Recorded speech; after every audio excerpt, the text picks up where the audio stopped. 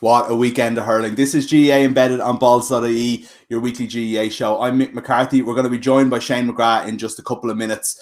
And a little bit later on, we're also going to talk to Darran O'Sullivan about the weekends, hopefully the weekends, 2 All-Ireland football semi-finals. We'll see about that. Some COVID issues in the Tyrone camp, making that a little bit in doubt. But we'll talk to Darran about that later on in the show. And we'll also get one of our Fynch videos. I think we're looking at the best outside managers in GAA history. So a lot to look forward to there. But right now, I want to get straight into it. Let's talk to Shane McGrath. Shane, Limerick are in their first consecutive All-Ireland final since 1974. But I think everybody is talking today about Corkness, the Rebels. They're back. A cracker against Kilkenny yesterday. There's Kieran Kingston showing a bit of Corkness. 137 to 132. You know, there's a lot to go into about them getting the job done and not getting the job done and so on and so forth. But in general, Cork showed the kind of potential that we were waiting to see from them for a long time yesterday, didn't they? Yeah, they did. I was reading Darran O'Sullivan's interview straight after the match, and as you said about that Corkness, and if there's ever a county that will always believe in themselves no matter how many times they've been down, it's definitely Cork. Haven't won All-Ireland in 16 years, but I love that. I love the self-confidence they have. Yeah. I love the People's Republic thing. They're doing everything good in sport in the country at the moment. Was it up to last week? They had 25 championship matches played between minor, under 20 hurling and football and senior hurling, and they'd won 23 out of 25. So they're on a crest of a wave. Then the 2 boys bring back the gold medals as well down to Skibbereen. And, they're on about making Skibbereen maybe a country on its own now. They've won so many Olympic medals. So I just, and just to go back to Darran O'Sullivan's interview, and he just said, look, everybody has Limerick's name etched in on Mick McCarthy already, and I think that's going to be massive motivation for him for the next couple of weeks, in that we're all saying it like that, and rightly so, this is the greatest Limerick hurling team ever, and one of the greatest hurling teams in modern era because of what they've done consistently since 2018, 3 Munster finals, 2 national leagues.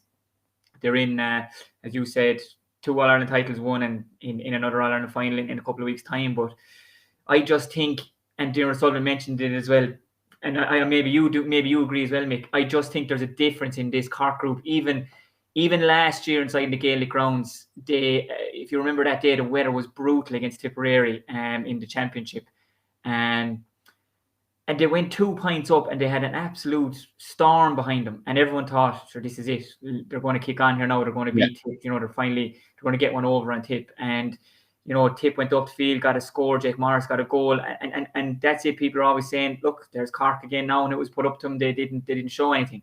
But this year, I think it's been a different group. And there's a different mentality. There's a different kind of a steelness in the group, in that, if you remember against Clare, when Dermot Ryan scored a point, put Clare a point up, what do Cork do? They respond by scoring the next 1-5 to a point, outscore Clare 1-5 to a point up to, injury time. Against Dublin the last day, Dublin clicked off 3 or 4 points. How did Cork react? They didn't fall away. They scored the next 5 points in a row.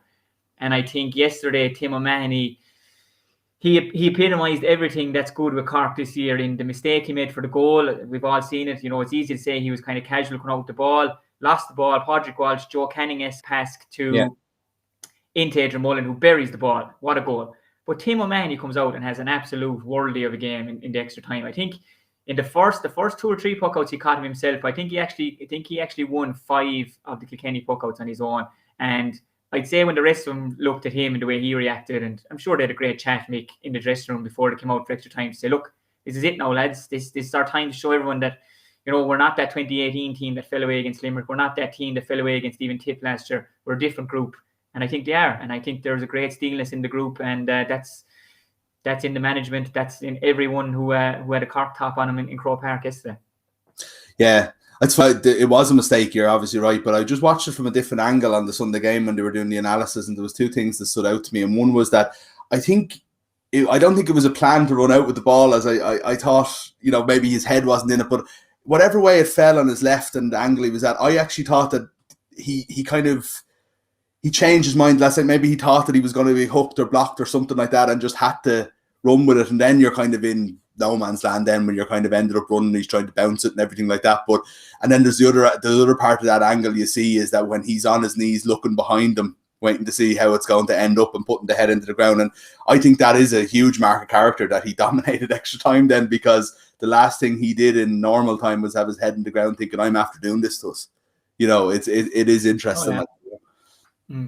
How do Absolutely. we And like look at the composure Coleman had, you know, massive dropping ball coming in, caught it. I thought he did his best game for Cork yesterday, in my opinion, the amount of ball he got on. But yeah, look, I mean, it's easy sitting at home or sitting in the stand and watching, doing it. I'm sure they were absolutely, to use a Cork word, flat at that stage, like, as well. You know, the mind isn't going because the body is so tired that the mind is trying to play catch up with it too. But look, I mean, as I said, the way they responded is sign of a great group, sign of a very mentally strong group as well, Mick.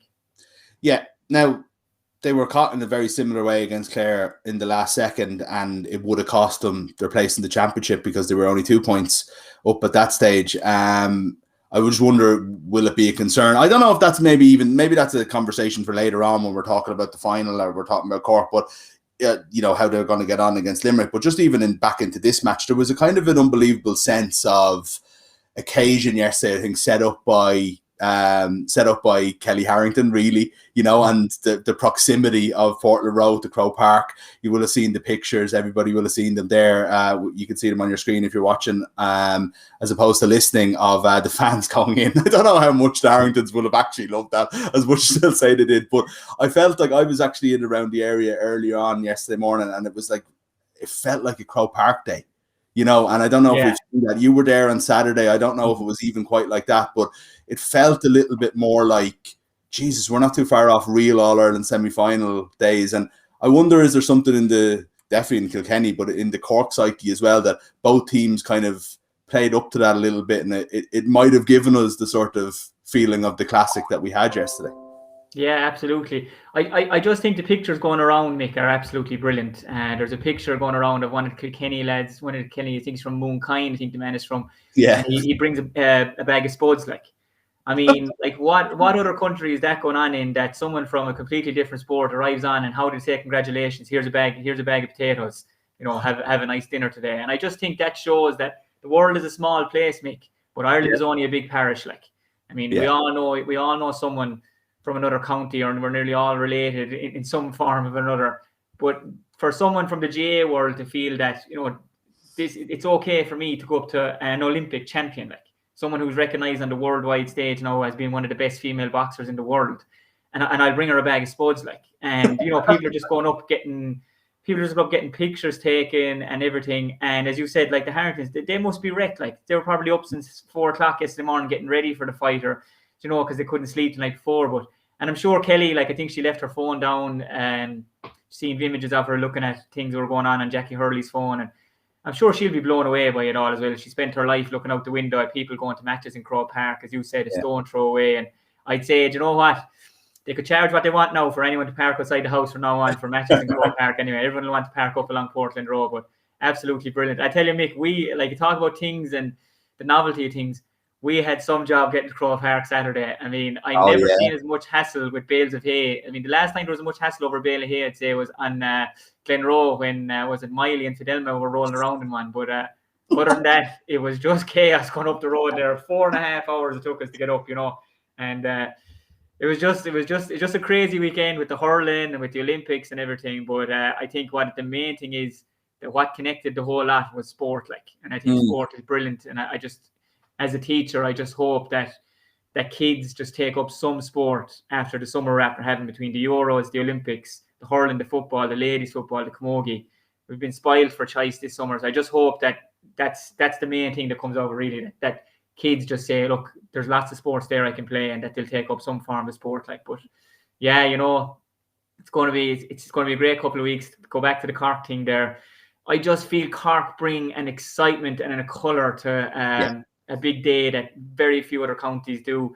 Ask anybody in Thurles when Cork are playing in Thurles, like the crack you'll have in the pubs or on the streets after with the Cork crowd, and they're getting the train back down, and they're just, you know, no matter what happened in the match, you just love that Corkness about them. Like, you know, they're so witty, they're so funny, and as I said, the colour that they bring to it, and all real passionate sports people as well, like, you know, and, you know, they just love their sport down there, and they're so good at so many of them that, it's great to see him back in the All-Ireland final. I'd say going through the teams, Mick, I'd say in your own Clare there in 2013 to play Cork, I'd say Pat Horgan and Seamie Harnedy are the only two survivors from that. So, you're looking at a completely different panel, coming in to try and get prepped for an All-Ireland final. And that'll be difficult as well, organised suits, where are you going to go, where are we going to go afterwards, where the Limerick lads are used to that now for the last few years. So look, they're all factors to take into account, but I'm sure the Cork lads are delighted to be able to take them into account. You mentioned the Cork colour and what they bring to games and everything like that. I remember like the 2017 Munster final, going in there as a Clare fan into the Kleinen end and thinking, Jesus Christ, are we at the wrong match? Did we get the wrong day? And it was 90%, if it was 90 minimum % Cork that day. And I remember even being embarrassed as a Clare fan, like that it was so Cork. But that was almost a return of, that showed you the appetite that was there for this team and getting behind this team that was there. And they had those 2 years and they weren't far off in 18, and it just sort of petered away. You mentioned what they did last year, the year before. 6 of the starters from the 2018 semi-final started on Sunday. There is more involved, like obviously Shane Kingston, should he have been starting, you know what I mean? He's one of them. But 6 starters isn't a lot for a 3-year turnover for a team that were very, very, very close to making an All-Ireland final, one of the classic semi-finals of all time. Yeah, I agree, absolutely. Sorry, Mick, but I think the difference in 2018 is that you remember 2018, we were anyone that was lucky enough to be there. What did Cork have to do that day? They had to bring back on Seamie Harnedy. I think they had to bring back on Daniel Carney. And everyone says that Limerick blew him away in extra time. They did blow him away in extra time, but Limerick brought on some serious subs that day. Shane Dowling came on, Pat Ryan came on. Their bench was awesome. And now what we're seeing with Cork is we're seeing, you said there were 6 lads that started, right? You take Alan Cadigan would have started in 18 and been one of their main go-to guys. Now he's coming on, because who's he being replaced by? Jack O'Connor, who's absolutely lighting it up. And the point I'm trying to make here, Cork have a group now that can play. Whereas, that was very evident to see the last time in 2018 when it did go to extra time. They didn't have a group, or else the management didn't really trust the lads who were behind them sitting on the bench. Whereas now they do. You take it just yesterday alone. Cork's bench scored 11 points from play, right? Shane Kingston scored 7. Alan Cadigan comes on and scores 3, and Decky Dalton scores a monster of a point from out the field. Whereas Kilkenny's bench came on and scored 1 point. And that was massive for Cork. And it's massive for Cork going into the final knowing that. And we said it here before a few times on the pod, Mick, about starters and finishers. And that's the way it's gone. And maybe Cork want to finish with their best team the next day. Maybe they don't want to start with their next team. And that, for me, is an argument to keep Shane Kingston, to keep Alan Cadigan in reserve. It was a big day for Shane Barrett yesterday. He would have learned an awful lot, starting his first All-Ireland senior semi-final up there. He would have got great experience from that. Everything didn't go his way, but again, great experience. But for me, the argument to keep those guys in reserve, and if you're a Limerick player and you're looking out to the sideline and you see Alan Cadigan, Shane Kingston getting ready to come on, it can put a little bit of doubt in your mind that, geez, these lads are burning up at the moment. The thing is starting to open up. We'll need to cut off space a bit more. So, it's obviously it's a difficult decision for Kieran Kingston and his management team to make. Especially Kieran Kingston, you're sitting around the table looking across from him for breakfast for the next 2 weeks, and can I ask? He's on the other side asking why aren't you playing him, I know, but can I ask you that? That's such a GAA thing. And I was talking about it at home yesterday, and I said I must ask Shane about this because I don't know if you've any experience of it, but most people do somewhere in their career, be it from under fives all the way up to senior county for Shane Kingston, but GAA coach parents are notoriously harder on their own children than they are on the rest of the team. And it's I wonder if we're the only sport that are like that as well. But I don't know. It is an awkward enough conversation. But I felt before yesterday, I was like, Shane Kingston is bearing the brunt of something that Kieran didn't like in the forwards last week. That was nothing to do necessarily with Shane. Do you know what I mean? But yeah, you see him coming on and doing what he does, and you're thinking, Jesus, that's exactly what a team needs, is that type of player when the defenders are tired, because he's the direct runner, he's fast, and the way he can hit the ball on the run before a tired defender is going to have a chance to get anywhere near him. Yeah, true. Yeah, I suppose you think about the last big impact sub maybe, and we're not putting Shane Kingston as an impact sub. I'm just saying Neil Ronan, he used to do that for Cork. He didn't maybe like the tag of it, but he came on and he always made a difference. And Donald O'Grady, John Allen, these guys, they would have kept him in reserve for that reason, that he would have made an impact, and defenders see him coming on, as you said, as the team gets loose. So, like, you know, it can only, like, it is such a GAA thing, you know, that one of the top inter-county teams in the manager are in the country, in Cork. Kieran Kingston's the manager, and his son is one of the main forwards. Like, and as you said, we're often hardest on our own, you know, especially in club scenes. We see it, you know, all the time. That I suppose there's a great saying is that no matter who's going bad, take off the corner forward, and maybe sometimes that's the manager's son, and you know they can be hardest on their own. But I think Shane Kingston showed a great level of maturity in his interview after the match. You know, he could have went on and said this, that, and the other, but I think that's the way county lads are nowadays. They're very, very good media wise, you know. But he just said, look, I wasn't going well. I didn't deserve my start. Hopefully I'll get to start the next day. But I think that's what you need in any group. You need to understand that, look, if you don't start, you are coming on, and understand that when the team wins, everybody wins, and you will be a massive part of that. And if you can get that into a culture, it's unbelievable. I don't know, Mick, have you watched that Chasing the Sun documentary about the South African team and the culture that they had there in the World Cup? Like that, Razzie Erasmus trying to talk to the guys who know they won't be talking out.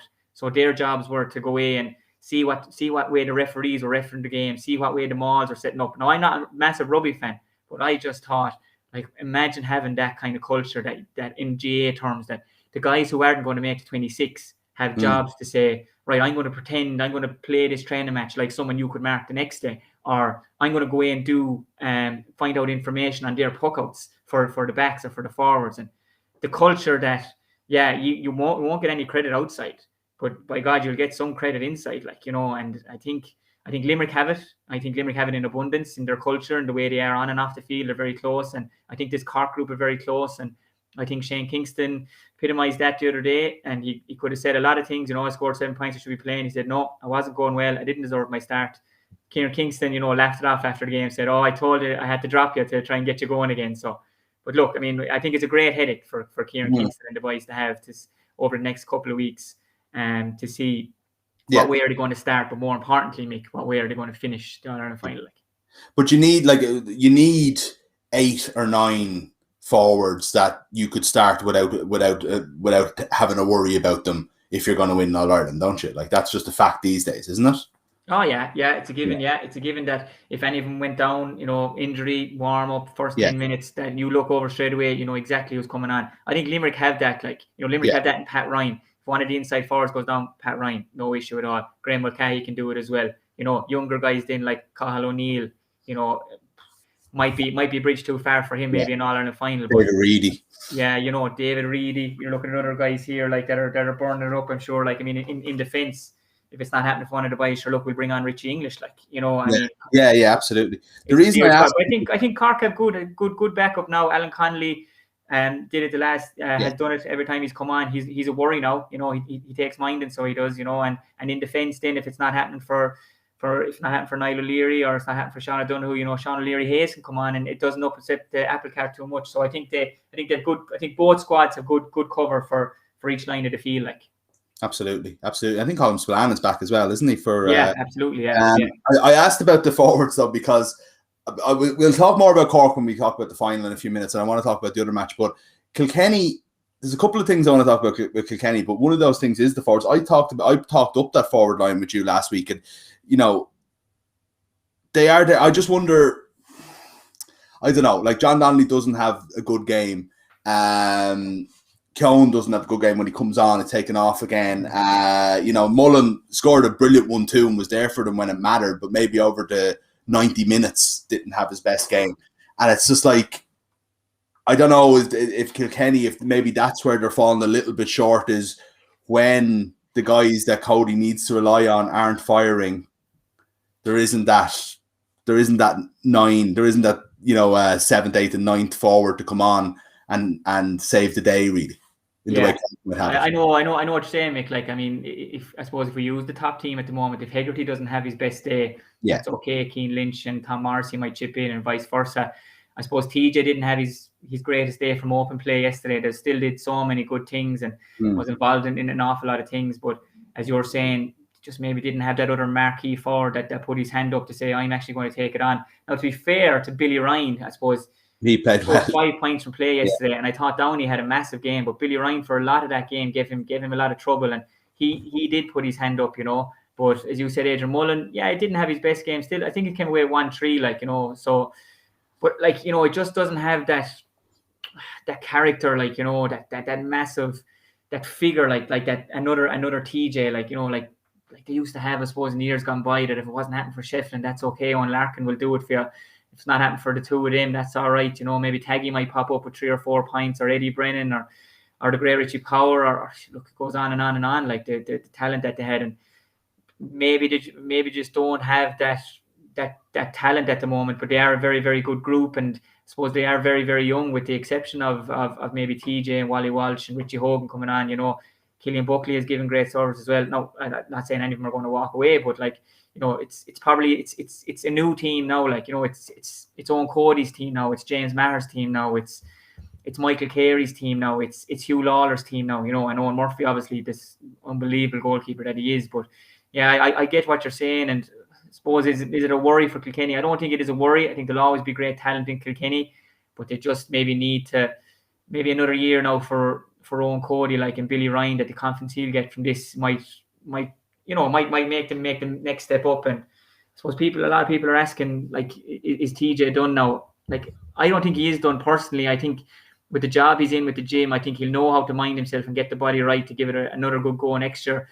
You know, time waits for no man, and I think TJ is 33 this year, maybe might be turning 34, but I think he's still in great shape, and I think he'll really want to give it one more good go and try and get back into an Ireland final for himself anyway as well, and obviously for the whole panel. But yeah, I suppose they just don't have the same array of talent or you know, unbelievable players they had in years gone by, but still a good group, Mick, I'd say. Like, yeah, still a very good team, like Leinster champions, like extra time in All-Ireland semi-final. You can't complain too much. But there's a comment here saying, is it time for Cody to go? Has he dragged the standard of Leinster into the mire, which I think is a bit unfair, but that's fine. I understand.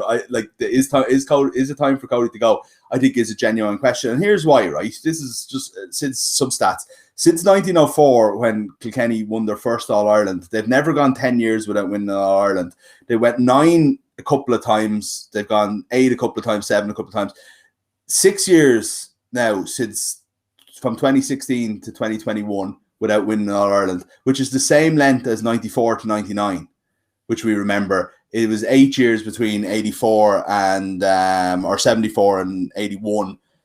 You know, these are this is full on drought level in Kilkenny, even by historic standards. We talk about, like, you know, it'll never happen again, the great team of you know, the mid 2000s and stuff, but Kilkenny always win All Irelands. You know what I mean? 6 years is genuinely a drought now. Like, you know what I mean? Next year will be their 7th year. I'm not. This doesn't have to be a Cody conversation, but I'm just wondering. Like, it doesn't feel like they're getting younger. These lads are getting more experience. But if you take TJ Reid out of that team, you take Pádraig Walsh out of that team, you take Owen Murphy out of that team, and you're thinking, like, they're still the 3 linchpins, really. Yeah. I hate going back, right? But like, say if 10 years ago, probably 10, 12 or 13 of their team would have made most teams in the country. I think it'd be fair enough to say that. Like, whereas now, who would make every team in the country, or most teams? You know, Owen Murphy would make a majority of them. TJ Reid would make a majority of them. Pádraig Walsh would make a majority of them. After that, you just don't. You couldn't see them being absolute guaranteed starters on the rest of the teams, and I think that's the difference as well. Is it time for Cody to go? I think as I said to someone the other day, one of the perks of greatness is that you go when you want to go. So I think Brian Cody will definitely not be pushed out by the Kilkenny County Board. No way. They just have too much respect for him for what he's done for Kilkenny and for hurling down there. And I think he'll go when he feels the time is right to go. I feel personally that Brian has maybe found the whole COVID thing hard. You know, he's one of the few intercounty managers. He always leaves his mask on the sideline. Whether that's him just personally, he wants to do everything right. But you know, I'm not sure what age Brian Cody is, but he has become a frailer man, if that makes sense. You know, on in the last couple of years, you know, it's all affected us in some ways, one way or another, this COVID thing. But Brian Cody is. For me, he's not the same presence on the sideline as what he used to be. You know, who am I to judge Brian Cody? I'm absolutely no one, and Brian Cody doesn't give 2 continentals what I think about him as a manager, and rightly so. But I'm just giving my opinion in that he's not the same presence on the sideline as what he was maybe a few years ago. You know, when you see that energy with him, and it's just not the same. It's just not the same, and like I still don't feel that Kilkenny will be asking him to leave, Dominic. I think that he'll leave on his own terms, and I think Kilkenny will understand that as well. But as you said, 6 years, it's a mini famine down there. Like, could you see them pushing on, maybe doing something big next year? At the moment, you probably couldn't, because with the question marks over a couple of the greats, like like Richie Hogan. I think Richie will find it hard to go back next year with the injuries he's had and the little amount of game time he's got this year. But as I said, TJ, that's a big one for them. No more so than Joe Cannon stepping away from Galway. If TJ steps away, it just takes away that kind of aura, that kind of real touch of class when needed most up there, But I don't look. It'll allow others to step up, no more so than his Ballyhale teammates, Adrian Mullen and Owen Cody. But to answer the question, is it time for Cody to go? In my opinion, I can't call that. I think it'll be totally up to him whether he's there or not next year, Mick. I won't read out John's comment here, but TJ Reid is not overrated. He did score from play yesterday, and you try scoring 10 plus points a game from frees in Croke Park in a $1 semi-final. But anyway, let's move on to the other match, right? Because hey or no hey, eventually we got to play the game on Saturday. You made it for throw-in, did you? Yeah, Bailgate, they were calling it there on the way up. Well, I was corrected by Mark Farrelly, with him of a farming background and formerly of Balls.ie. He said that it was nothing to do with hay. It was in fact straw, but we needn't get into the difference. To me, straw and hay, I don't know, but Bailgate, and we made it. How big a deal is it to delay a game by half an hour if you're like Limerick and Waterford, All-Ireland semi-finalists, and you're coming up to Dublin and you're eating at a certain time and so on? Because Joanne Cantwell was saying on TV that both elected to try and play to start the game on time, despite the fans being in, and the GAA eventually made the call.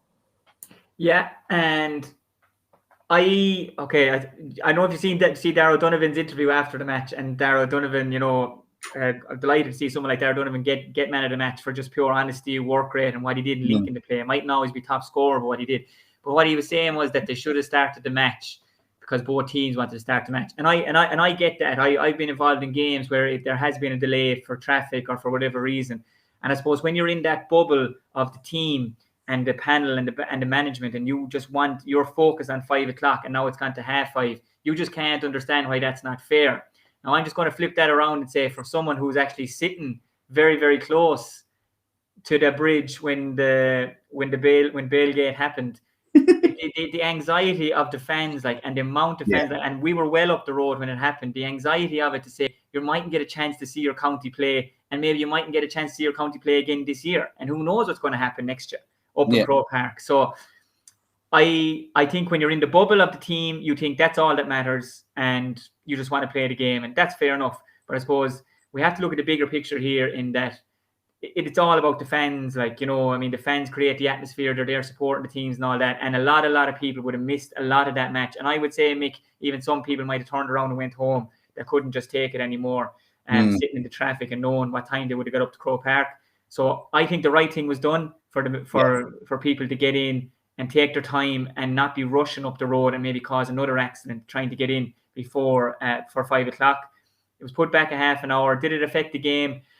I don't know. It might have in some small fact, but I just think the intensity and the hits of the first quarter was a massive thing. Now, I know it was mentioned there was only 4 points to 3 after the first quarter, but I mean, a lot of that was down to the intensity at which the first quarter was played at. And Waterford, they just threw everything they had in the tank. They threw it at the Limerick boys. Something like what Kilkenny tried to do what Kenny did do in 2019. They threw everything at them in the first half. But Kilkenny were, I think, 9 points up after it, whereas Waterford were a point down. They were after hitting 6 wides. And for me, when that was happening, when they had given everything, and I was there watching it, and even going in for the first water break, they looked a little bit tired.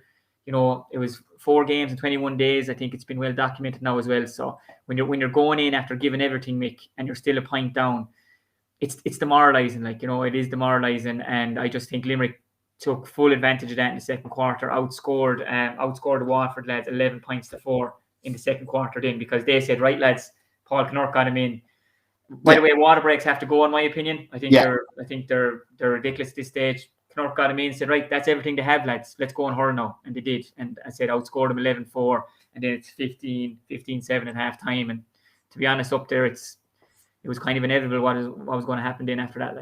Like it's the same chance for everyone, but the water break, that's literally what I was going to say next, is like the writing was on the wall. It's inevitable, as you just said. It was as soon as that water break came, you're thinking Waterford can't do this anymore. Limerick will figure it out. And eventually they put in so much effort that it's almost like the opening gambit has failed. And you kind of felt it was inevitable Limerick were going to win the match from there. Weirdly enough, with a point gone, Limerick shouldn't have the chance to do that. They shouldn't have the chance to stop that Waterford momentum, and they shouldn't have the chance to coach in the middle of the match either.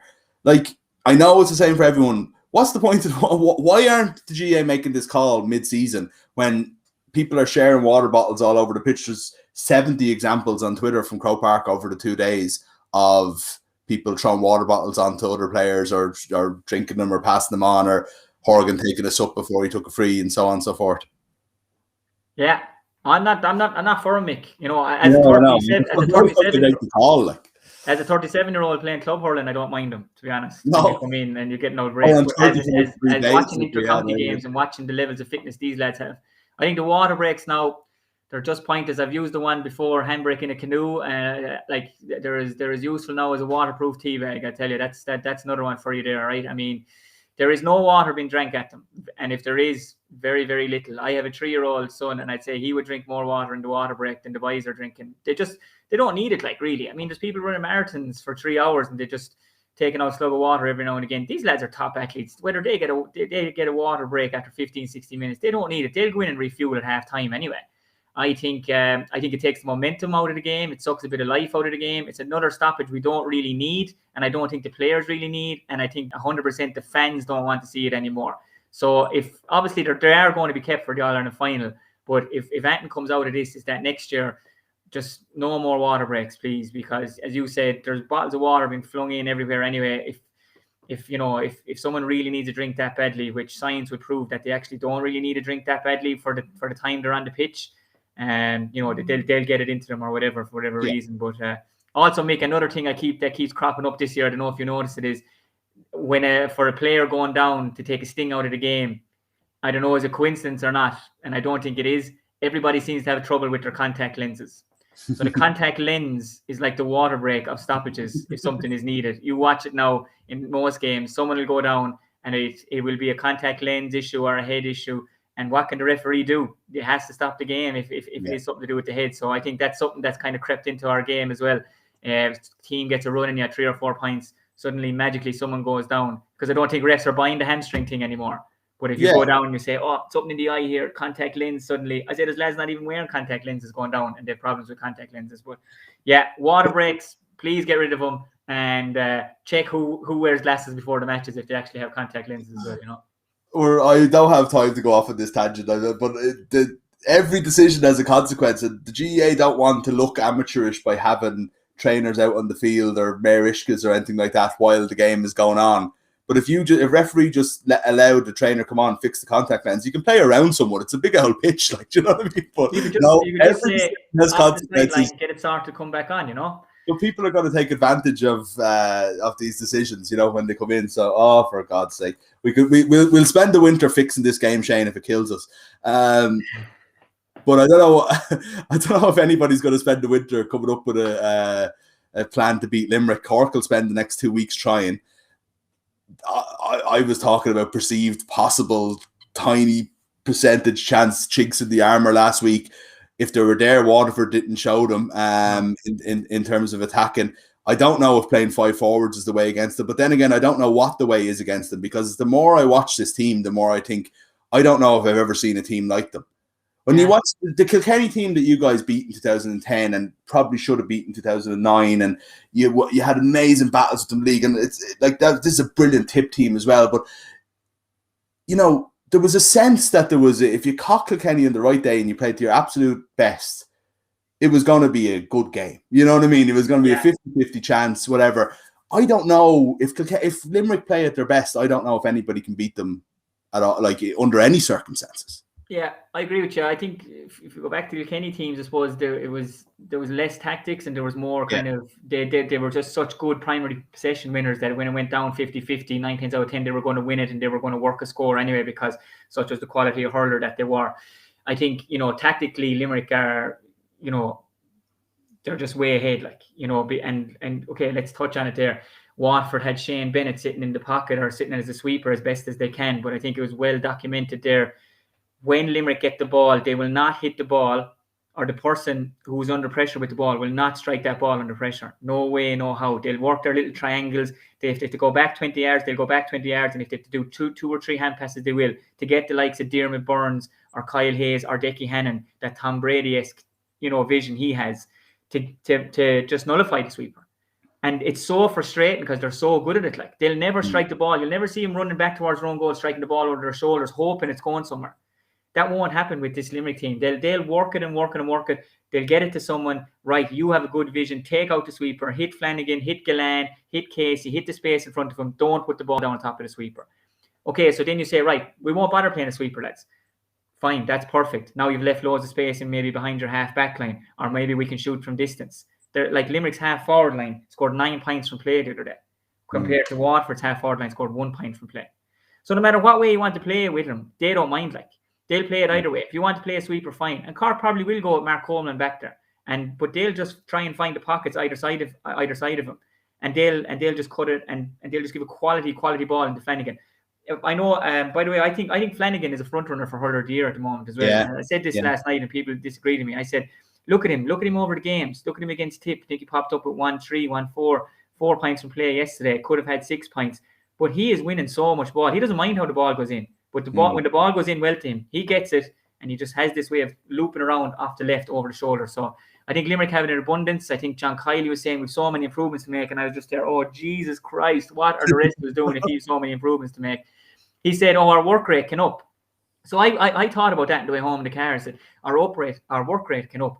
And I was looking over the game and looking over things again. They scored 115 from either turning over the Waterford or winning their puckouts and getting a score. 115. And he's on about their work rate can up. The only thing I can see that they can improve on maybe is they'd 14 wides. But if you don't shoot, you don't score. I know that's Connacht's motto with them. If you don't, you have to shoot to score. They'd 14 wides, to be fair, they'd 4 of them in the last quarter alone when the game was done and dusted and lads were just maybe taking on a few shots. But it's frightening for the rest of us. I know you want to touch on the Peter Casey thing, Mick, quickly, but I think he's a massive loss. And why do I think he's a massive loss? Popped up with 5 points from playing the Munster final. He had 2 points got the other day. He's directly involved in that goal. And he's everything good about Limerick. He's involved in an awful lot of it. He's a deceiving player. He's strong on the ball. He does the right thing with the ball. He takes minding. So I think he's a massive, massive loss to Limerick. And I can't, if they want to appeal, they can, but I can't see him getting off the card. There was movement to the head mix. But I think he's going to be a huge loss. That might give Cork some hope, as in how to set up the next day. Comes back to earlier though, doesn't it? When it's like, if you've got someone who might not be in the best form, but someone as good as Graham Mulcahy to come in, or someone like Pat Ryan who's been waiting in the wings for a chance for a long time, really, from the start. That may again might not do all the things that Casey does, and there's a reason he's there every week. But do you give any credence to the sort of argument that they're robotic or boring? No, I wouldn't know. I think there's some hurlers they might look to some people, outsiders, to say, oh, this is so boring. It's so boring because they're so good. If you compare it to other sports, right? Compare it to Barcelona at their pomp, you'll just be watching them passing the ball. Like, oh, it's so boring. How many passes they have to get? But sure, they have to be so controlled and trust the system so much, and you have to. At the end of the day, you have to have the players to do it. Like Limerick have the players to annoy you so much in a 10, 15 yard space. Just bang, bang, bang, ball to hand pass, stick pass. Now someone's in the best position. Now get the ball into Flanagan and we'll get a score out of it. Reset. Let's reset for their puckouts. Everyone knows where exactly they need to be. They're playing with each other so long. They trust the system. But at the end of the day, do you know what I mean? You could try this system maybe with the Leitrim hurlers or someone like that, with all due respect to them. But, they'll try and they'll work hard and everything.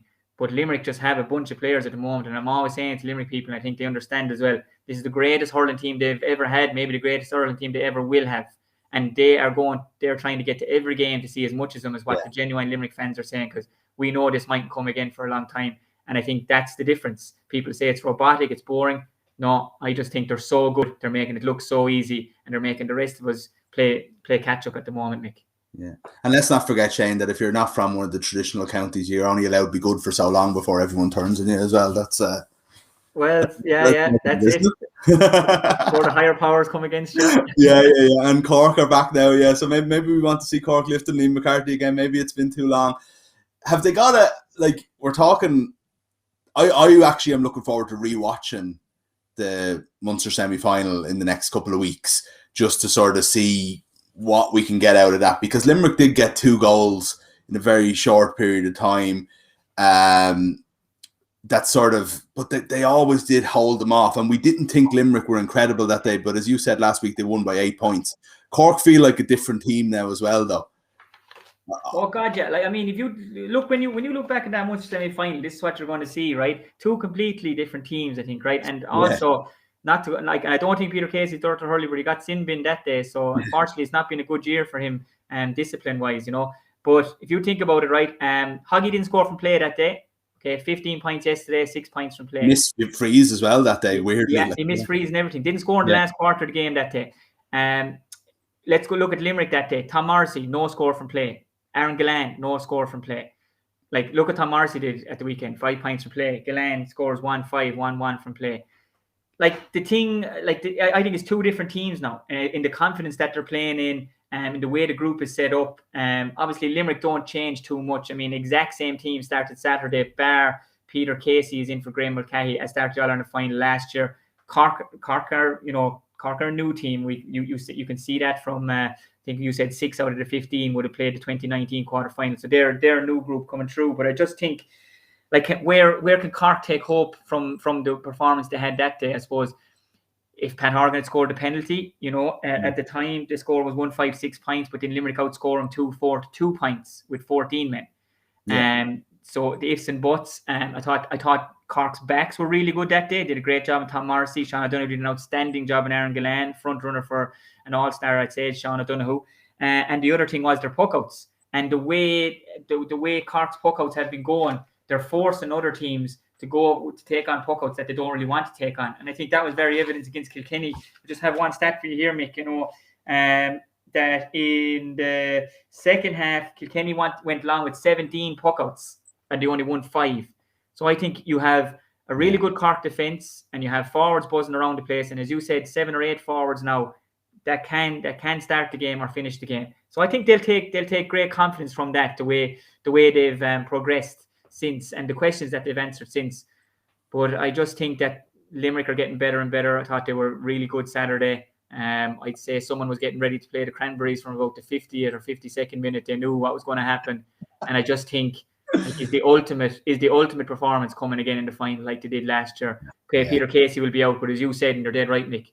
Like, imagine if Pat Ryan got a starting on in the final. Imagine what he could do and chomping at the bit and point to prove. So the strength and depth that they have, the culture they have, and the group of players they have at the moment, they just look unbeatable. They really do. Like, yeah, there's been a feeling. I don't know if I said it earlier in the year or not, that like it feels like might be one of those championships where all the storylines are in the battle to face Limerick, but that the Limerick procession might have been inevitable from the start, and there's nothing anybody can do about it.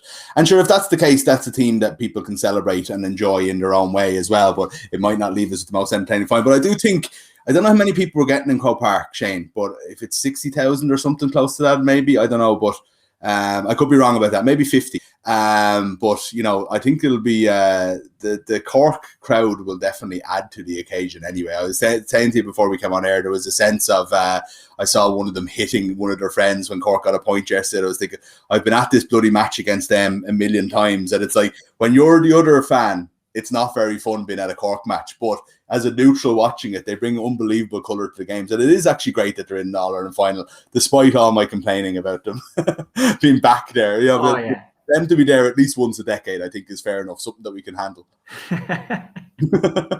Oh, that's it. I think it's 40,000, Mick, isn't it? That's going to be at the final. Yeah, just confirmed there. So, but look, you're dead right. I think the Cork crowd, you have to love them. You maybe love to hate them or anything, but I think they're great characters. They bring great colour around the place, and I just think it will be a more exciting final because of it, and because of them being in it, because of the colour that they'll bring, because of the buzz that they'll bring. And the Cork crowd are a great crowd to follow. But I tell you what, even when Limerick weren't going great, they have a great crowd following them as well, and they always have massive support of the game. So 40,000 tickets, they'll be like hen's teeth, as they say. They'll be very hard got over the next couple of weeks. But look, isn't it great for your counties to be in it? And hopefully both sets supporters can really enjoy the next couple of weeks now and the build up to it.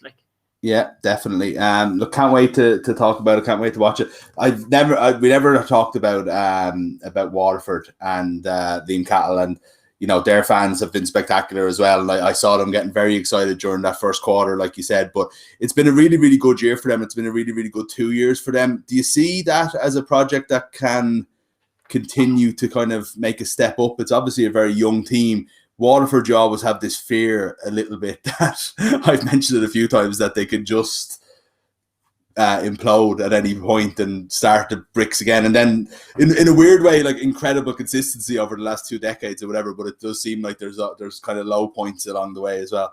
Yeah, there is. I think I hope that Liam Cahill would maybe stay on. Obviously, there's talks of the tip job being an option and coming up, but who knows about that? I think Liam Sheedy will be the man to decide that, if he steps away or not himself. But I think I'd like to see Liam Cahill stay on with Waterford. I think, like we said already, we've used the word culture. I think he's created a great culture down there with the Waterford lads. Next year he'd have maybe Ty de Burka back, Pádraig Mahoney might be back. Maybe Stephen O'Keefe will come back. I mean, there's 3 massive guys to throw in, and look at the wealth of experience that they got this year. They're very, very close to the thing. They're just coming up against one of the, as I said, one of the greatest hurling teams of the modern era. But I think there's a great group down there, and I think for someone else to come in now, they might find it hard, to try and instill the same kind of culture and belief that Liam Cahill and Mikey Beedmans and the management team in Waterford have done down there. The physical shape that they're in, and the belief that they have in the group, I'm sure as well, with the current management. And, it's very, very hard to keep chopping and changing managements all the time, because it does take managements a year or two to bed in. I mean, look at, we go back to it again, look at Limerick. I mean, it wasn't all a bed of roses for John Kiley's first year in 2017. They went down, they played Kilkenny in a qualifier game down Nolan Park, a game they could have won, but they didn't. And there was obviously questions being asked about them as well. But it takes management team a while to go in and for the group to buy into their values and into what they believe the group should be doing. So for Waterford's sake, and I would hope that Liam Cahill and the lads would stay on, give it another year, try and get a few more of the more experienced guys back from injury, and the experience that the younger lads have got this year. And I honestly do feel that there will be a force again next year, and maybe success, is maybe bringing back a Munster title to Waterford and push on and try and get back into an All-Ireland final again. But I do think that there's been great things done down there in the last couple of years under Liam Cahill's guidance, Mick. All right. Well, listen, we've lots more to talk about before the final, but Shane, thanks a million for today. It was a great weekend, and the All-Ireland Hurling semi-finals weekend has definitely, I think, established itself as one of the best weekends of the year now in the Irish sporting calendar. But unfortunately, we have to go and talk to Darran about football infiltrating the final weekend now, possibly, if the Tyrone Kerry game gets suspended. But we'll see how that goes. Yeah. But thanks a million for joining us today. Cheers, Mick. Thanks a million. Thanks a million, Shane. Now, before we get to Darran, we're going to talk about everything, well, whatever's going on with Tyrone and Kerry, and obviously Dublin Mayo this weekend as well. But before we do that, we're going to look at our man Fynch, bringing us lovely little insights into the GAA world over the course of the season. And today he's looking at the best outside managers in GAA. I always look at outside managers with a great deal of scepticism. Like, who are they from outside the county bounds to come in here and tell us how we should play? But sometimes it works out. So we're looking at 6 of the best outside managers in GAA history. Before we start with our top 6, I think it's imperative that we look at some honourable mentions. So, with apologies, Paddy O'Shea, Liam Kearns, Davy Fitz, Kevin McStay, and the underrated Len Gaynor. Lads, yous did excellently, but it's just not good enough. There were whispers that Dublin was on the verge of a hurling renaissance when Anthony Daly took over in 2008, but nobody could have anticipated what was to come. They survived low points, Antrim in 2010 and all of 2012, but who would have thought in 2013 that Dublin would be Leinster hurling champions? Michael Bond stepped into the breach as Offaly manager following a loss in the 1998 Leinster final, where manager Babs Keaton made some dismissive comments towards his Offaly team. Bond came in, galvanised the troop, and, thanks to the back door, Offaly got to the All-Ireland final, and they won the thing. There's nothing quite like getting one over on your native county. Although Eamon Cregan looked absolutely shell-shocked when his Offaly side beat his native Limerick in the 1994 All-Ireland final. Cregan was part of Limerick's last All-Ireland success in '73, and he was the reason why his fellow county men would have to wait even longer for an All-Ireland. Although he never won an All-Ireland as an outside manager, Mick O'Dwyer's success with Kildare, Laois and even Wicklow deserves a mention. He took Kildare to an All-Ireland final in '97, taking several scalps along the way. He took Laois to a long overdue Leinster in '03 and made Wicklow a force in their home ground. Offaly bleeding love outside managers. We've talked ad nauseum about the hurling success, but Eugene McGee took the Offaly footballers to the greatest prize of all, and arguably the greatest All-Ireland final of all in 1982. And he's from Longford! And he won an All-Ireland! John O'Mahony is the quintessential outside manager. He was sacked by his native Mayo in '01, and he made them rue that day for a very long time. In 1994 he won Connacht with Leitrim of all teams. Leitrim! Then in '97 he's appointed as Galway manager, where he beats fellow outside manager Mick O'Dwyer's Kildare in the final. More provincial success follows. Then, when the qualifier debate comes around in the early part of the 21st century, Galway say, we don't want the qualifiers. Then, they end up having to go through the qualifiers to get to the championship. And what do? They win the All-Ireland by virtue of the back door.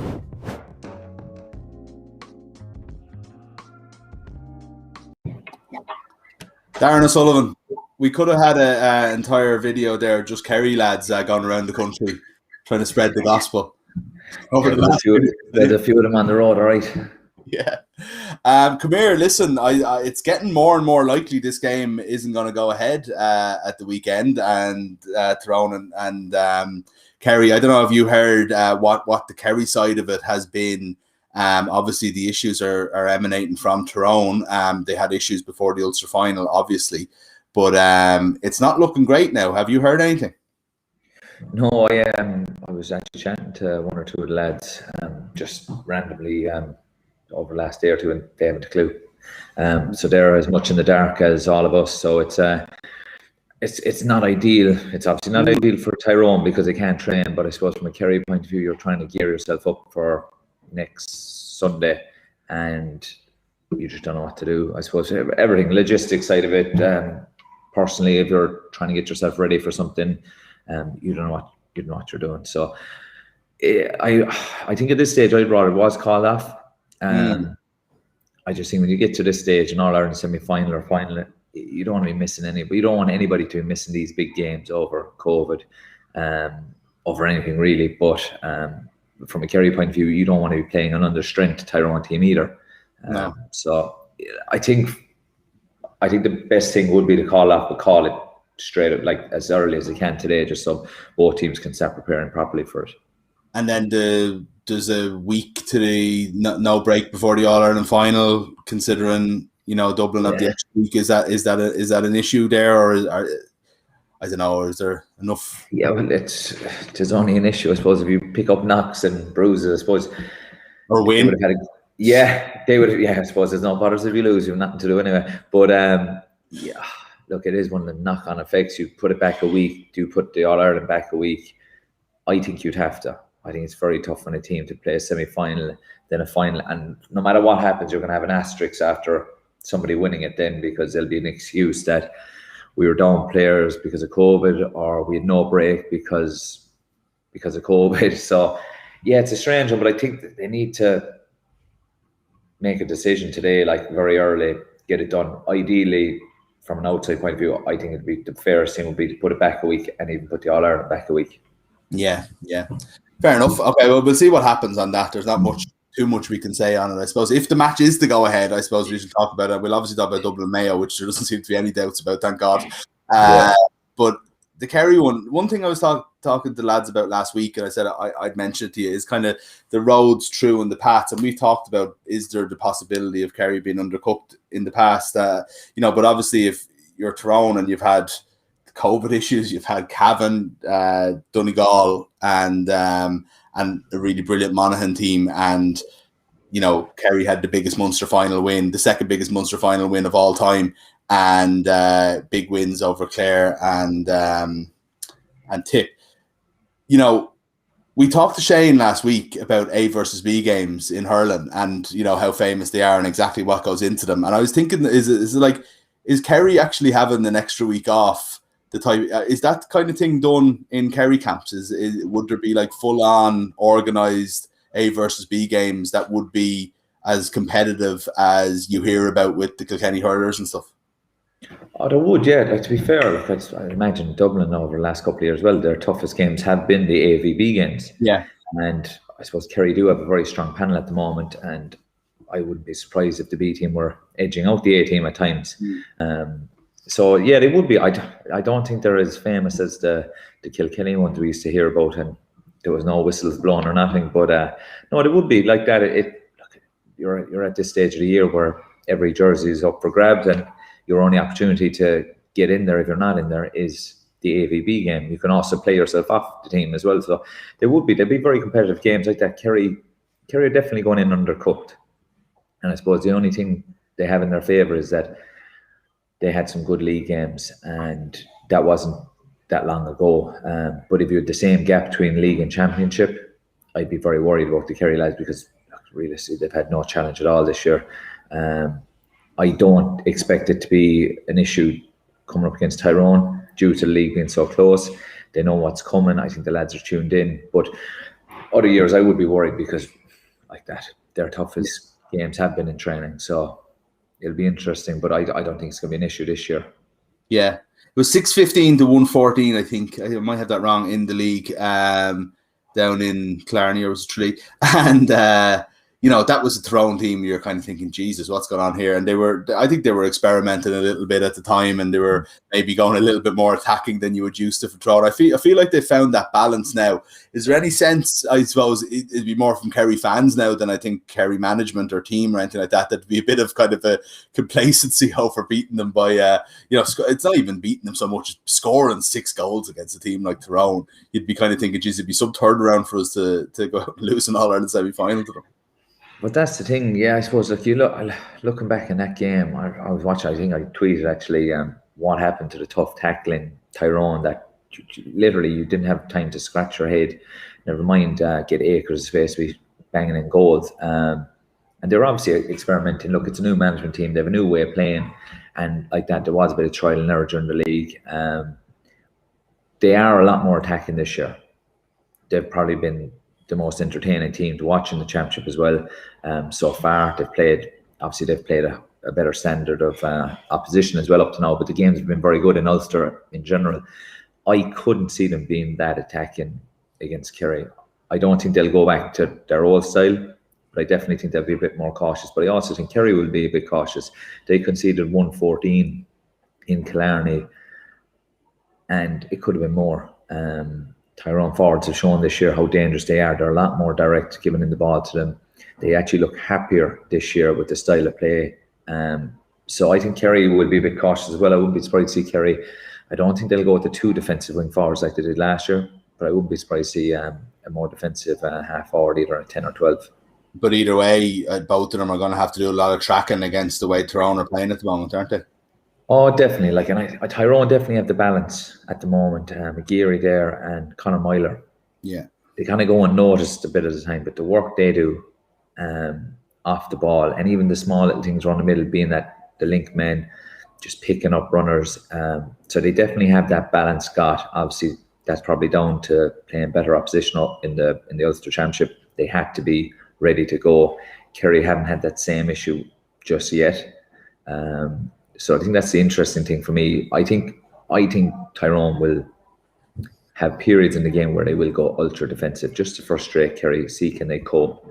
So it's going to be interesting. Like my thing as well is with Kerry, I think Tyrone have bigger, stronger, more physical forwards than Kerry have backs. So it'll be interesting to see who picks up who, because if you have Conor McKenna and you have Matty Donnelly in the full forward line, Kerry's full back line wouldn't be the most physical. Tom Sullivan and Brian are very tenacious. Jason Foley has a bit of height, but they wouldn't be the strongest trio. Yeah, so McShane's time to unleash him, really, isn't it? Like we've been waiting for him. And he's a fella I forgot to mention there, that if you throw him in, that's a very, very strong full forward line there as well. Obviously, McCurry be maybe a bit different, but I don't know. But I mean, it doesn't seem like they've done it. I don't know. Is this the time to do it? Like he's getting a little bit more game time all the time, but like, is it if he only has 45 minutes in his legs? You throw him out at the start, don't you, and try and disrupt the game and try and be in it for the last 20 minutes. Yeah, I suppose that's the tough call. Like, he has been coming on and doing well, and I've been that sub that's come on to finish off games as much as I hated it. And more often than not, management will rather bring you on for 25 minutes than play you for 45 and 50 minutes and take you off realistically when they need you in the game, the last 20 minutes. So I wouldn't be surprised if they left him on the bench. He had a big impact. There'll be 24,000, I think, at the game. You'll get a big reaction off the Tyrone supporters at the game. He'll give the players a lift coming off the bench. So if he can last the 70 minutes, I'd be leaving him in reserve. Yeah. Okay. I know. I see where you're coming from. I just think maybe it's like that's the way you should do it most of the time. But the odd time, maybe there's a switch up because of the opposition, and maybe it's getting into them early is actually what's going to happen. As you've seen, like Waterford tried that with Limerick and it didn't work either. So well, my argument as a player was always throw me on for 50 minutes, have game one, and I'll come off with 20. I'll get a couple of goals. That was my argument. But it was management are a bit more cautious, because if it's not going well or he's slow to get into it, they're going, you should have left him off to starting 15, and you're guaranteed an impact when he's coming on. But I suppose that'll be the big decision the management have. As well, the Tyrone forwards have been playing really well. Yeah. So who do you leave out? Yeah, exactly. Yeah, that's a fair point. So that's possibly an issue. An issue for Kerry is maybe the physicality of the Tyrone forward, especially the full forward line versus what Kerry have there. Is there anything else that you would be worried about? And I ask all of this because I think we both think that Kerry are favourites and are going to win the game. So it's like it's not focusing on it's more to see what might make this more of a game than possibly we think it's going to be. Yeah, well, I think it's going to be a game no matter what. I think Tyrone are really in a good spot at the moment, and they're still in that kind of developmental stage with the new management. They're still trying to find their feet with this new system. But if there's one team that can come out and disrupt and break a rhythm, it's Tyrone. In the All-Ireland finals I would have played against them, I always felt we were the better team. Always going into it, and even coming out of it when we lost, I felt we were the better team. But they are just better at finding a way to disrupt, and they'll disrupt Kerry as much as they can, but they also have the players who are brilliant on the ball. We've seen that this year, how attack-minded they've been, how free they look up in the forwards, how direct they've been with ball. I think Sean Kavanagh mentioned it in RT the last day, that he'd never seen them kicking as much ball, like ball into space. They have pace, they have power, they have skill. So like, you're going into Tyrone thinking, what way will they play it? But they're going to have two styles that'll be kind of intertwined, a disruption style and then a free-flowing football style. I think they have the players, they have the balance at the moment to do that. It'll be how Kerry cope with it. They haven't come up against it yet this year. And then it'll be a real test of maturity with the lads, with the Kerry boys. I thought they showed maturity against Cork when they started poorly and regrouped. I think that small bit of experience from that 15 minutes alone will stand to them that it's about patience. It's 70 odd, probably 80 minutes this game. You just need to keep the scoreboard ticking over, even if it's winning a free. If you haven't scored for 4 or 5 minutes, you get into that zone, you win a free. You engineer it free, do you know? And I think that's something they would have learned from last year. Obviously, when they got beaten by Cork, they had opportunities to get the scoreboard to keep tipping over. They never did it. And even the first 15 minutes this year against Cork, they were going for goals and they weren't done. Just put it over the bar. And I think they'll learn from that. Yeah. Okay. What about the other game then? Dublin, like, I'm trying to phrase this right because I'm in no way writing off Dublin, and if I was probably to pick a team to win the All-Ireland, I'd probably still pick them. But I've talked myself into there being chinks in the armor, or there being, you know, a possibility of them being hit for probably the last 4 years, and it's never been realistic, and it's actually been probably getting less realistic for the last, well, definitely last year anyway, right? But this time, I think I really believe it. You know, it's like, and I think that the reason is just I was just looking even at the, you know, the how different these teams are from when they would have met in 16 and 17. But that Mayo are actually the team that are bringing through the guys that we're excited about more so really than Dublin. You look at their bench; they always had guys that were hanging around for a long time. You knew that eventually. Owen Merchant, right? How long is he knocking around the panel, and then he comes on and he's a superstar, you know? But it's like looking at their bench the last day, other than Merchant, who was injured, obviously, you're not sure about any of them. Now, maybe they could be great, but we don't know the way we used to. And I think that's a key thing considering how many players they've lost. Yeah, and I think you probably hit the nail on the head with the way you phrased it. They could be great, but we don't know that yet. And you just don't replace the players Dublin replaced. And it just flows that one replace the other. You don't replace the quality that they've lost.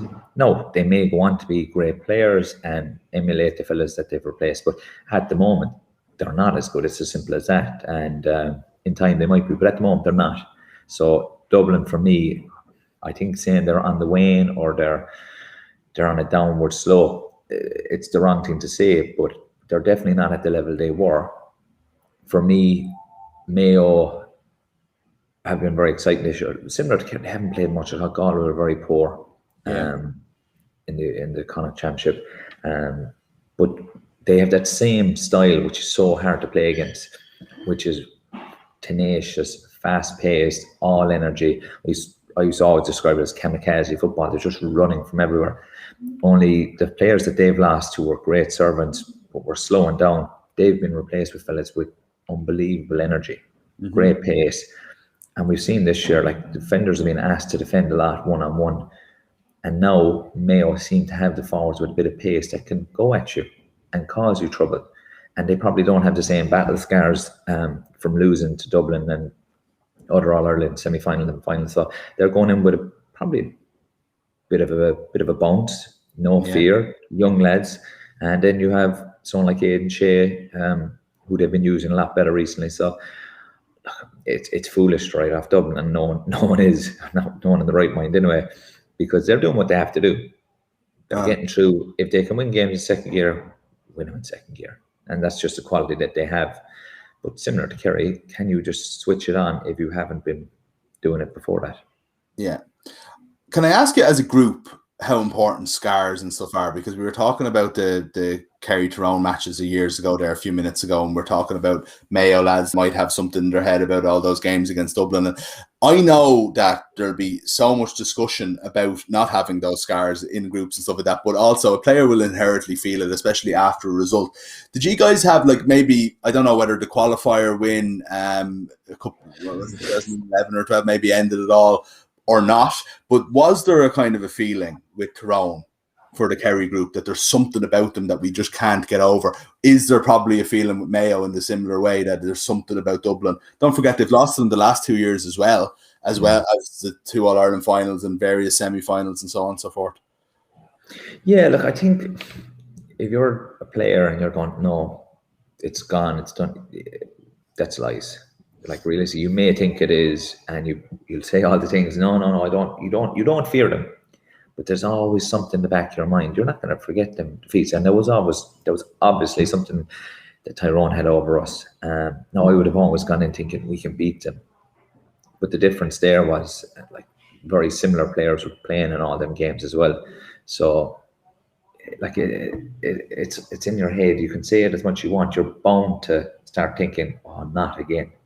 And I don't know how you get over that. You get over it by beating them. But the team that we beat in the qualifiers were a very different Tyrone team to the team that were beating us. Do you know, they hadn't won an All-Ireland in a number of years. They weren't all conquering. So yeah, they definitely leaves battle scars, and it's very hard to get over that. But I suppose it always comes down to the stretch, the last couple of minutes of a game, how your position is, and then it's a case of, are we in this position again? Like, it all depends on the individual as well, but they definitely would leave scars. You go into it going, geez, we can't get beaten by these again. Like, I lost a minor to Tyrone in 4, senior to 5, and to them in 5 and an 8. Yeah. And I love playing against them. That's the weird thing. I loved playing against Tyrone. I always felt individually that I do well. I always felt that their defenders didn't like me, which made my day. I always got a bit of grief off the Tyrone fans when I was coming on, and I loved it. But I had no joy against them as a group. Like, we used to lose all the bigger games, which even to this day, I couldn't put my finger on why. I'd always say, oh, geez, we had a better team than them. But they find a way of stopping you playing, and obviously they had great players as well at the time. So for me, they're probably the best at getting that balance of disrupting you and playing their own game.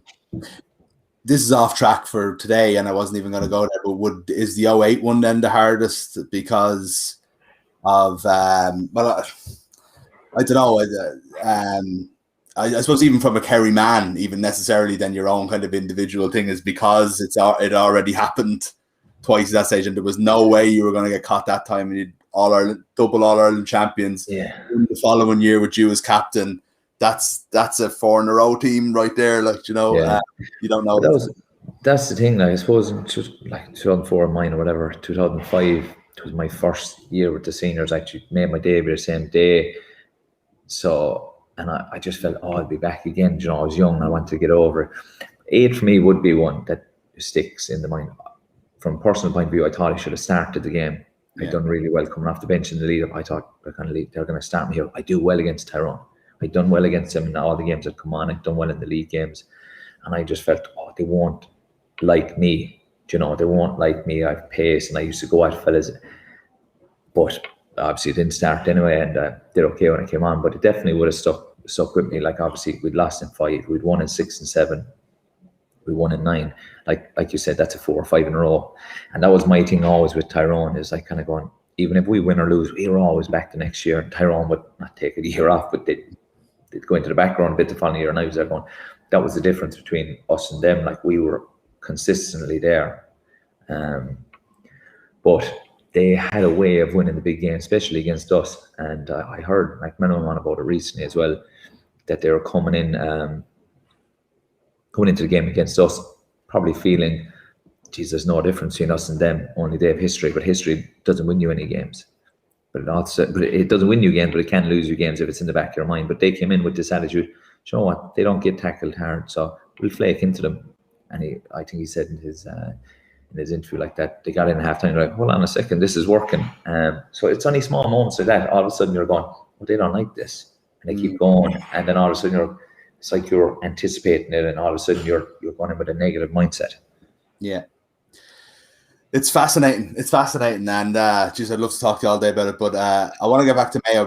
Funny enough, Mayo, it would be in the middle of all that story as well, because they'd be the ones who'd be unfairly criticised as the soft All-Ireland finals for you guys and stuff like that during that time when Tyrone didn't show up, as you would point out yourself. Yeah. But they were there, and they won brilliant games to get there, but maybe didn't have the best finals. But it wasn't the same Mayo that we've seen for the last decade or so. And it's actually interesting. I've been thinking a bit about this week, because they are regenerating again, and because you're only talking about Aidan O'Shea, you're only talking about Keegan, you're only talking about, I'm definitely missing a few. Paddy Durkin's been there a long time, Henley's been there a long time.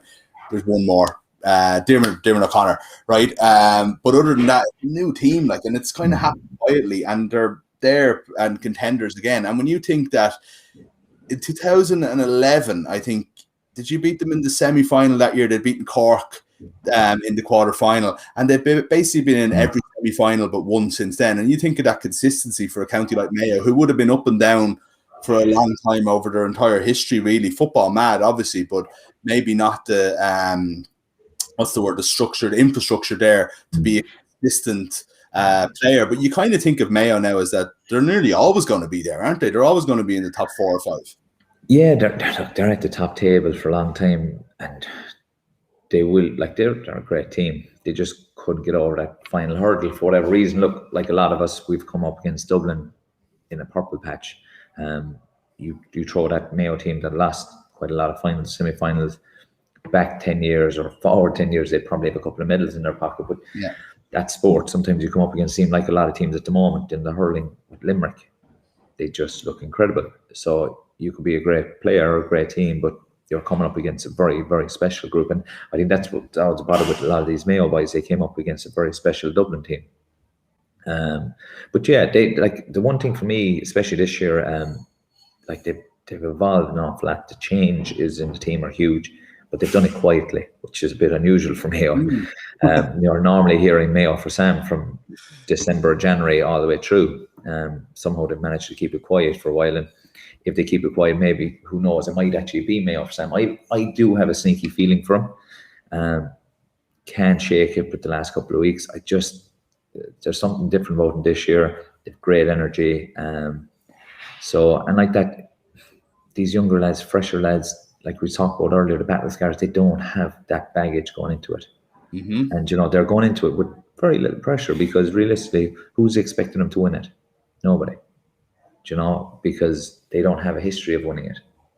They have a history of losing big games to Kerry and Dublin. Maybe not against Tyrone, but there's no pressure on them. Go play Dublin. This is the greatest team of all time. You've no pressure. This is a new Mayo team. So they're going in under the radar, probably underappreciated, undervalued. So young lads with a bit of freedom into Croke Park, where everyone wants to play. Maybe not the same pressure either without the full house. So yeah, I don't know. I can't shake it. And someone would be trying to, I'll explain how my cousin rang me from Santa Barbara, because he heard that I tipped Mayo. He wanted to know, was I feeling okay? And I was trying to explain to him. I said, I can't explain it. I just can't shake this feeling for Mayo this year. Right, okay. And that's for the All-Ireland rather than just Saturday? Or Yeah. I think if I do. I just have a funny feeling for them. I think they could do it, yeah. No, this could come back and bite me badly. Yeah.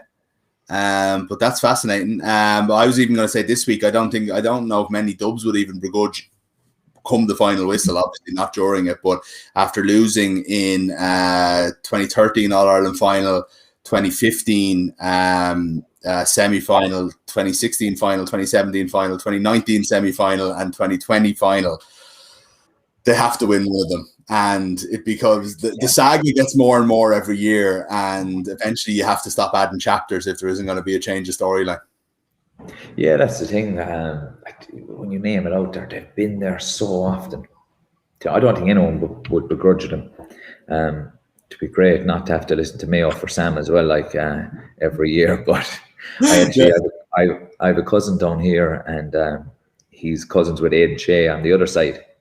So I think he's a record at the moment that he's had one cousin in the All-Ireland final consistently for, I don't know how many years it is now, but between myself, Aidan and Shamey, he's always got someone in the All-Ireland final. So you'll never know, it might continue again this year. Yeah. All right. Well, we'll see, because that's the big one now. If Mayo can overcome Dublin, and it's going to be and Kerry do overcome Tyrone, whenever that game might happen.